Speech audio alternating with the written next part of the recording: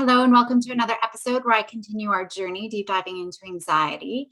Today, I want to talk about how to respond to the brain in helpful ways. I'm going to focus specifically on the amygdala and cortex, which I talked about last time. And we need to know that because our approach is going to be a little bit different if we know it. If we don't know it, it's not the end of the world. At the end of the day, we're going to be still working on focusing on the amygdala. But there's so much to consider. I did give lots of information before about the different parts of the brain. I tried to break it up just to make it manageable into those bite-sized sort of pieces. But, it's important you go and listen, go back and listen if you haven't already, especially the last couple of episodes, if you haven't had a chance. I've also created a brain workbook, which I've got available if anybody's interested in that, where you can actually work through teaching kids about their brain. It's actually really helpful, like I've said in the past, to teach kiddos about their brain and what's happening, and then the strategies that are going to work depending on what's going on. Now, as a reminder, we can't talk to the amygdala, so trying to use logic and trying to rationalize with kids, once that amygdala triggers, if that fight flight response is going, 100%, we cannot try to rationalize with kiddos. It's not going to work. We have to try doing different amygdala sort of base strategies. But when it's just the cortex starting to think about something, that's a little bit different. We're still thinking, the alarm isn't rung yet. It's really helpful to be proactive here. So if you have an anxious teen with test anxiety, for example, then you can use, and test anxiety is a thing, you can use strategies proactively to avoid the amygdala being rung in the first place. So, going into a study session with a plan of what they're going to be doing and how they can address any unhelpful thoughts if they start to creep in. That's where they can start using a little bit of that logic and rationalization, practicing using their prefrontal cortex to help calm the amygdala, which is its role. We just got to strengthen those connections. So the first course of action always is to recognize what's happening in the brain first, because kids can easily get carried away really fast. They get sucked into that anxiety with whatever thoughts are popping up without even knowing it. So I like to talk about anxiety as a little trickster like Loki, who's the god of mischief. But even for my teenagers and adults, sometimes they just want to call it, I find the tweens, early teens, just want to call it the amygdala. They're too cool to call it anything else. But my adults will call it, they'll give it a name. My younger kids will usually give it a name. But it's helpful because if we can name it, we can tame it. And that's essentially what we need to do. So it can be really helpful at times to kind of, we want to externalize it. So we can say, okay, I can see what you're up to. Right. And just like Loki, I can see what you're up to, what mischief you're causing. Sometimes can be helpful, but it's really, Lokis are usually pretty self-serving. So really only helping themselves at the end of the day. So that's always the first step, is to be able to say, I recognize what's going on here. This is my amygdala. This is my worry, or this is my cortex worry, whatever's going on. I know what's happening in my brain. That's why we want to teach it.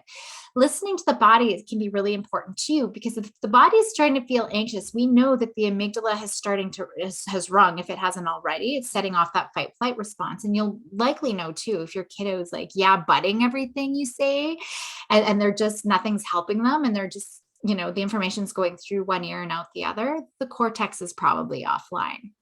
But if the cortex is online, that's when we can do different things, like refocusing on something else. After we identify, okay, Loki, I can see you're up to your tricks. You know what? I'm still going to go do my thing, even if you're going to be doing that. Or I'm going to go work on a full brain sort of activity. So, we can, if there's the test anxiety, if our kiddos have a solid plan, they could say something like, okay, here we go again with the whole fail story. Loki, don't you have another story that you can tell me? I know this one. You've told it to me. You tell it to me every day. I know what you're trying to do, brain here. Thanks for watching out for me, but I've got a plan. I've got a plan. This is what I'm going to do. You can make me nervous, but I've got a warm up plan, warm up my brain plan. So even if I'm feeling nervous, and even if I'm having this failure story playing in my head, my job right now is to follow my plan. So thanks, that's what I'm going to do. Reframing can certainly be helpful. Experience, though, is still stronger. We learn through experience. So I got to make sure that when we're in our cortex, and when it's our cortex causing us problems, when we're able to talk back to our worried thoughts and do all those reframing techniques, we could address all of those things and all of those thinking traps, like, one of the thinking traps is catastrophizing. This is going to be the worst thing ever. You're going to fail this test. You're going to fail out of school. You're going to be a bum on the street. You're never going to go anywhere with your life. Everyone's going to hate you, right? Like that just goes to that sort of worst case scenario. So we can start looking at that, but there's better ways. I'm just letting you know that is one way. If you're going to work on those techniques, you got to make sure the cortex is still online. Now, the one thing that's never going to work, definitely do not do it, is try not to worry, right? Getting kids to try not to worry or telling them, don't worry about it. It's okay, right? That's the number one strategy. So many of my anxious kiddos tell me that they try. Is I just try not to worry about it. I try to distract myself. And they always, that's their go-to because they don't know anything else. That's what people always tell them. Just don't worry about it. Go distract yourself, right? And we start to make a plan. We got to start to make a plan to address their worries. So even though, I've already taught them, that doesn't help to just not think. They seem to have this default button that says, I'm just going to try not to worry about it. Try not to worry about it. Try not to worry about it. But it's like the Chinese finger trap, right? The more you try to pull and try to get out of there, the more you get stuck. So telling yourself not to think about it or telling a kiddo not to think about it, that will never, ever work. It doesn't matter how much you practice it, never going to work because our brain's got this ironic processing. So as soon as I say, don't think of a pink elephant, whatever you do, do not think of a pink elephant. Where does your brain gonna go? Where does it go? It goes to the pink elephant. Even if you start saying, okay, let's think of something else other than a pink elephant. I'm going to think about something different. So, and even if you're trying to look around, okay, I'm going to think of a black bear, you're still at the back of your mind, it's got a pink elephant. So your brain, just doesn't work that way, because as soon as you're saying, don't think about that thing, your brain's like, ooh, that thing must be really important. And so then it just kind of clutches onto it. So the brain never works that way. So we have to get our brain focused on something different. Distraction can be problematic or useful depending on how you use it. If you don't first acknowledge it, then that's a problem. So you always have to first acknowledge the brain and its anxiety producing tricks before you can distract yourself, and you have to consciously decide, I'm going to go do this thing over here to drown you out because you are being really annoying. Because otherwise those worries, they're just going to start seeping in. If you're feeling anxious, I'm just going to go watch on Netflix, but you're not really consciously acknowledging what's going on and you just go do that. It's just going to keep seeping into everything that we do. And you're never going to be able to fully distract yourself because, your mind can still be thinking and as your eyes glaze over the TV. So we got to be careful of that. If we do acknowledge and then consciously go distract yourself, that can be helpful. But making sure we do a full brain activity, like I mentioned earlier, really have to think. Reading is definitely better than watching TV because we're actually having to engage our brain, but we can still be thinking, and it can be tricky that we're rereading and rereading. You want to do something even more active, like maybe learning to play a song on a piano, drawing a picture, doing Sudoku, going and doing some physical thing. I often tell kiddos to be detectives and be experimenters. Try a bunch of different things and see what works for them. Try a whole bunch of things and see what works. But it does take practice. Every single day, they have to work at keeping that cortex online. That's our goal, to keep that online. So they got to be working it every day. So if we do that, we can really reduce how much we're getting sucked into that anxiety and sucked into all of those anxiety producing thoughts. And we can start to have control over what we're actually paying attention to.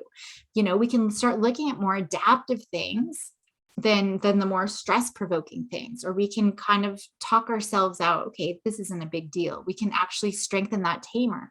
But those strategies, they don't work when the amygdala is activated. So we've got to really remember that. It's really important to understand that, and it's really important to follow that. So trying to prevent that amygdala taking over is critical in the first place. So those strategies, they are limited, and they can't be the only thing that we focus on.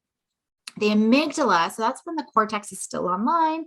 Kiddos haven't escalated too much with their anxiety.